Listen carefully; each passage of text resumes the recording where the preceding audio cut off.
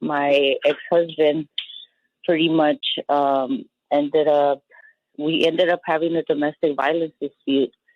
And at the time, I was really new to DCFS, and the public defender asked me to do a sort of drug test. I told him I was going to be positive for marijuana, and they said that everything would be fine. So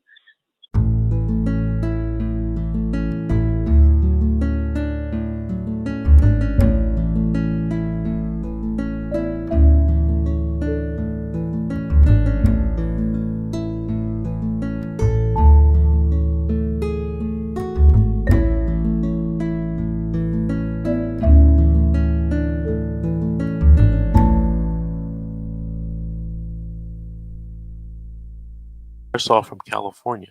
Hi. Hi, did you have a story to tell or a question to ask? It's a little bit of both, actually. Right now, I have my it's so many things that have been going on with DCFS, especially with COVID. They had closed down so many things when all this initially started was in 2017. My ex-husband pretty much we ended up having a domestic violence dispute. And at the time, I was really new to DCFS, and the public defender asked me to do a sort of drug test. I told him I was going to be positive for marijuana, and they said that everything would be fine. So they had me do some classes. I did them. It took a really long time for us to get the children back, because at the time the San Bernardino mountains were on fire and a whole bunch of stuff was getting pushed back. And because DCFS here in San Bernardino had so many cases, like workloads per social worker, things getting pushed back. And I did have proof that I was trying to contact the social workers, so they usually would give me a little bit of more extra time. But they weren't taking into the account that their department was taking long assessing certain things, and they used that against me now, even when they reopened the case, because my ex-husband, because he's got PTSD, and this is a long-going process. He's been deployed more than 3 times to Afghanistan, and he just couldn't be around the children, and he refused to take medication because he said he needed to work. And that played a lot of, bad, it just put a lot of bad things on my end, because I was trying to help him, being his wife, and being the fact that we were still trying to reunify together. Once we got the children back, it was only a matter of months before he started having PTS flashbacks again. The children got taken away again because of another domestic violence situation. I redid the whole process again. I finished it. My son was on a 30-day stay, one of the youngest. This is 6 children that I'm fighting for right now. 2 of my kids are getting ready to age out. I already have a 19-year-old. She's already done with DCFS, and I have a 17-year-old. He's going to be 18 next year.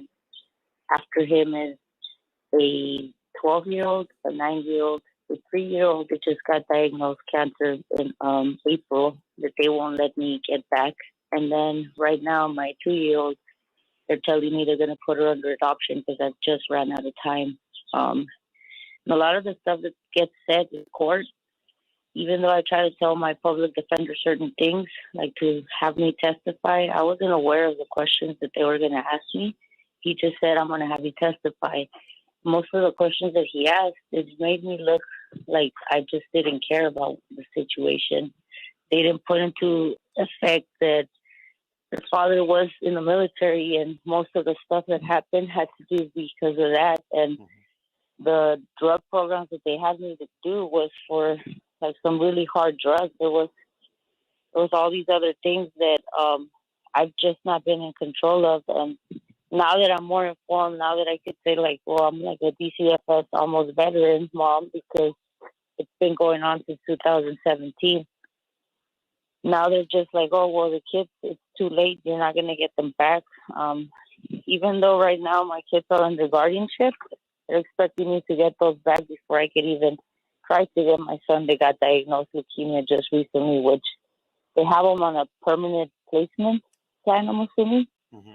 But they haven't. They keep extending that because of the situation with cancer. They don't want me to lose contact with him. But I only get to see my son once a week, and he hasn't even seen his siblings since March. The other child, the one that's 2 years old, she's going to be put under adoption, but the same thing. Since COVID, they didn't let her see her siblings because everyone was saying that they were going to get sick, and now she's estranged from her siblings. The siblings that are in one household. Originally, all the children were supposed to be with one family member, because I do have family members, but none of my family members could take on all the 6 kids. One of my family members said, well, I could take 2. The other one said, I'll take 1. And meanwhile, we can see what it is that we could do to help them. Right. But the county said, no, they have to be in the same household. And now my children are all in 3 different households anyway. And now the social services office, they won't even assess my family for the baby that's getting put up under adoption. They just won't do it. They said it's too late, and that she's already become accustomed to the foster parent, which they're going to put her under adoption for. Mm-hmm. And that's my situation right now, because I do have contact with my 3-year-old son. He knows who I am. I know that he's not going to forget me, and I still have some sort of chance to get him back. Once I get my other 3 back, I have to file a 388, they said, to get my oldest kids back, which the guardians are willing to release my children back to me. But the social workers aren't calling back. I've already called the supervisors. I've contacted my public defender too. Mm-hmm. And he just doesn't do anything that I've asked him to do. When I'm already ready to file a 388, and he's just saying that he can't yet. It's not the right time. And it's just really frustrating to me, because unless I hire an attorney, which I'm saving money for right now, I'm pretty much left with what I'm left, which is a public defender's office that I've had. I had 6 different public defenders in the course of 3 months, and they pretty much just went ahead and did the whole process, closed off and carried on with the cases, even though COVID. Marisol, hold on a second. I'm sorry, I have to interrupt you. I'm getting a message from my engineer. We have to move into our first break. But before I let you go, I want you to call me at my office later on today.